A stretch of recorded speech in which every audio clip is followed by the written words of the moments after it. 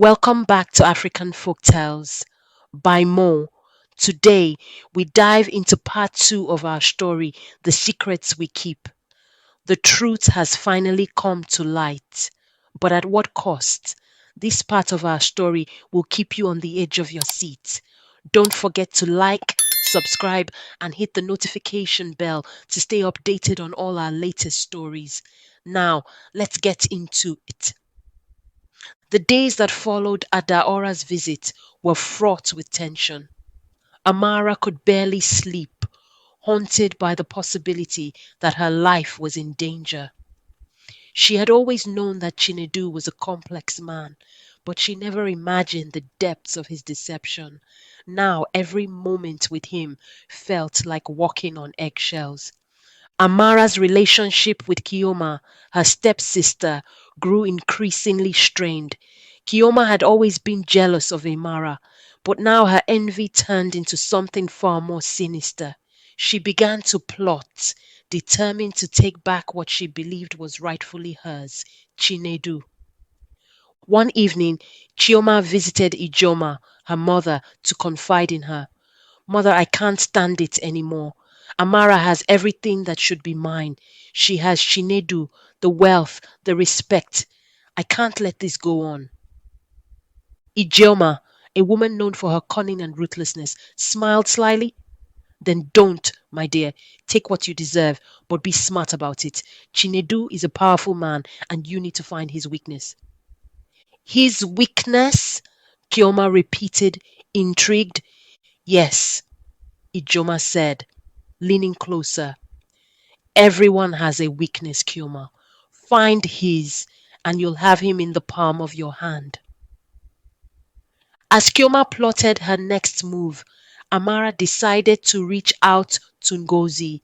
She needed someone to talk to, someone she could trust. They met at a quiet cafe in the city, far from the prying eyes of anyone who might report back to Chinedu. Ngozi, I don't know what to do, Amara confessed, her voice barely above a whisper. Chinedu is hiding something, something big. Adaora warned me, but I don't know if I can leave him. Ngozi listened intently, her expression one of deep concern. Amara, you need to be careful. If what Adaora said is true, then you're in more danger than you realize. You can't stay with him. But what about my grandmother? Amara asked, tears welling up in her eyes.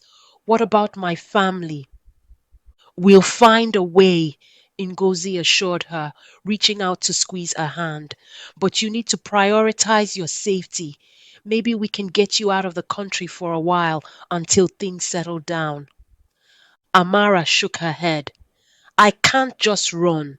I need to know the truth first. I need to confront him. Are you sure that's wise? Ngozi asked, her voice tinged with worry. I have to, Ngozi, Amara replied resolutely. I need to know what kind of man I'm married to. That night, Amara waited for Chinedu to come home. She paced the living room, her heart pounding in her chest. When he finally walked through the door, she steeled herself for the confrontation. Chinedu, we need to talk, she began, trying to keep her voice steady. Chinedu glanced at her, a flicker of something unreadable in his eyes. What about? About us. About who you really are, Amara said, her voice trembling slightly. I know you're hiding something, Chinedu. I want the truth.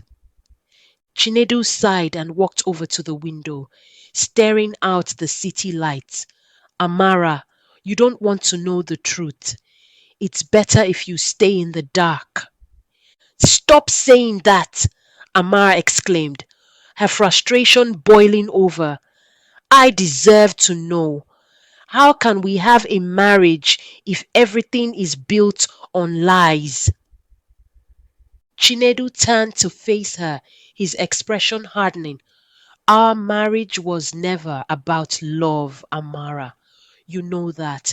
It was a deal, an arrangement. Maybe it started that way, Amara said, her voice softening, but things have changed. I I care about you, Chinedu, but I can't keep living like this. For a moment, Chinedu's resolve seemed to waver, but then, just as quickly, it returned. Amara, you don't know what you're asking. Then tell me, she pleaded. Tell me everything. Chinedu hesitated, his mind racing. He knew that revealing the truth could destroy everything, but he also knew that keeping it hidden would eventually tear them apart. Before he could respond, there was a sudden crash from the kitchen. Both of them turned in alarm, only to find Bayo, a man who worked for Chinedu, standing in the doorway with a look of panic on his face. Boss, we have a problem, Bayo said, his voice low and urgent. What is it? Chinedu asked, his eyes narrowing. It's Chuka Romanus. He's found out about the deal, Bayo replied, glancing nervously at Amara. Chinedu's face darkened. How? One of our men slipped up. He's on his way here now. Amara felt a cold wave of fear wash over her. Who is Chuka Romanus? Someone you don't want to meet, Chinedu muttered, grabbing a gun from a hidden drawer. Chinedu, what's happening? Amara asked, her voice shaking. Amara, you need to leave. Now, Chinedu said, his tone leaving no room for argument. But, now, he barked, pushing her towards the door. Take Ngozi and get as far away as you can. I'll handle this. Amara hesitated for a moment, torn between fear and concern for Chinedu. But the look in his eyes left no doubt. This was not a situation she could handle. As she ran out of the house, she could hear the sound of approaching vehicles. Her heart raced as she realized that Chinedu's world was far more dangerous than she had ever imagined. Meanwhile, Kioma watched from a distance, a smile of satisfaction on her face. She had been the one to tip off Chuka Romanus, knowing that it would force Chinedu to reveal his true nature. Now all she had to do was wait. As Amara ran through the dimly lit streets of Lagos, her thoughts were a whirlwind of confusion and fear. She couldn't understand how her life had spiraled so far out of control. The man she had married, Chinedu, or rather Emeka, was now at the center of a dangerous storm, and she was caught in the middle. Her heart pounded as she tried to think of where to go, who to trust. Ngozi had always been her anchor, but even she wouldn't be able to protect Amara from the forces that were now in play. Meanwhile, back at the mansion, Chinedu, no Emeka, was preparing for the confrontation of a lifetime. He had always known that his past would catch up with him, but he had hoped to keep it hidden long enough to protect Amara. Now, with Chuka Romanos bearing down on him, he had no choice but to face the consequences of his actions. The door to the mansion burst open, and Chuka Romanos, a man whose name struck fear into the hearts of many, stepped inside, flanked by his men. His presence was imposing, his reputation as a ruthless enforcer preceding him. But Chinedu was not easily intimidated. Emeka Ibe, Chuka said, his voice a low growl. You've been playing both sides for too long. It's time to pay up. Chinedu stood his ground, the gun in his hand steady. You've got this all wrong, Chuka. The deal was supposed to benefit both of us. Chuka laughed, a cold, mirthless sound. You think I don't know about your plans to cut me out? I have eyes everywhere, Emeka. You're a dead man walking. The tension in the room was thick, the air crackling with the threat of violence. But Chinedu had not survived this long by being careless. He had a plan, a risky one, but it was all he had left. I'm not your enemy, Chuka, Chinedu said, lowering his gun slightly. In fact, I can offer you something that will make us both very rich. But you have to trust me. Chuka's eyes narrowed. Trust you after everything you've done? Chinedu took a deep breath. Yes, because if you kill me now, you'll never get your hands on what I'm offering. But if you walk with me, we can both come out on top. For a moment, Chuka seemed to consider this, his sharp eyes assessing the situation. Then, with a nod to his men, he lowered his weapon. You've got 5 minutes to convince me. Start talking. As Chinedu began to lay out his plan, Amara had found her way to Ngozi's apartment. Her friend's eyes widened in shock when she saw the state Amara was in, disheveled, terrified, and on the verge of collapse. Amara, what happened? Ngozi asked, pulling her friend inside and locking the door behind them. I don't know where to start, Amara said, her voice trembling. Chinedu, he's not who I thought he was. He's involved in something dangerous, and now I'm caught in the middle. Ngozi led her to the couch, wrapping a blanket around her shoulders. Tell me everything. As Amara recounted the events of the evening, Ngozi listened in stunned silence. When Amara finished, Ngozi shook her head in disbelief. This is too much, Amara. We need to go to the police. No, Amara said quickly. We can't trust them. Chinedu's connections run deep. If we go to the authorities, it could make things worse. Ngozi bit her lip, trying to think of a solution. What about your grandmother? Can we get her somewhere safe? Amara's eyes filled with tears. I don't know. I don't even know where to start. Before they could continue, there was a loud knock at the door. Both women froze, their hearts leaping into their throats. Amara, a familiar voice called from the other side of the door. It's me, Chinedu. Open up. Amara and Ngozi exchanged a glance, panic flaring in their eyes. Ngozi moved towards the door cautiously, peering through the peephole to confirm it was indeed Chinedu, or Emeka, as she now knew him. What do we do? Ngozi whispered. Amara hesitated, then nodded. Let him in.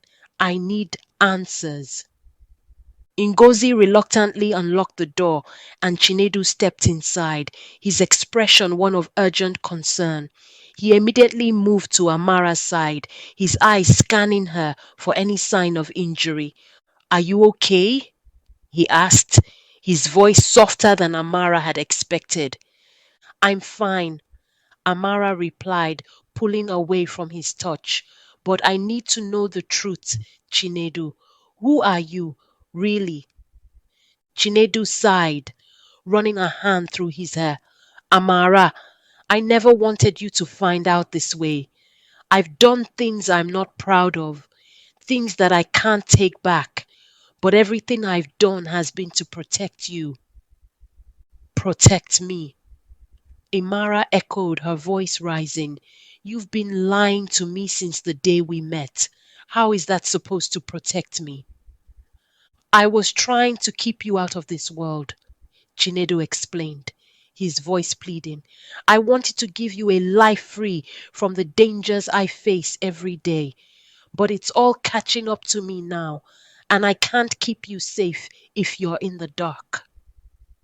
Ngozi watched the exchange in silence, her instincts telling her to intervene. Chinedu, if you really want to protect Amara, then you need to be honest with her. No more lies. Chinedu nodded, his expression one of defeat. You're right. You both deserve to know the truth. And so, Chinedu began to tell his story, a story that spanned years of deception, manipulation, and crime. He spoke of his rise to power as Emeka Aibe, his dealings with dangerous men like Chuka Romanos, and the constant threat of violence that hung over him like a shadow. He admitted that his marriage to Amara had started as a business arrangement, but somewhere along the way he had fallen in love with her, a love that he had been too afraid to admit, even to himself. When he finished, the room was silent.